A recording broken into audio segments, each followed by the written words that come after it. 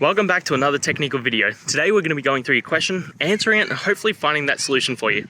Now, remember to stay just a little bit crazy like me, and hopefully you get to that resolution. Now let's continue on.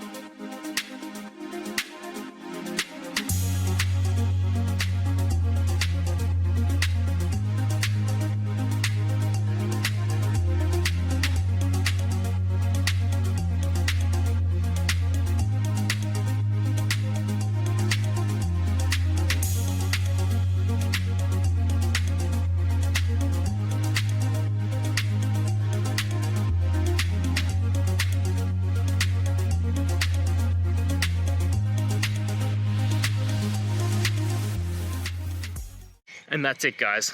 I hope that video helped find the resolution you're looking for. If it did, please, I'd appreciate it if you could hit subscribe. Until the next time you need more technical help, I hope you have a good one. Cheers.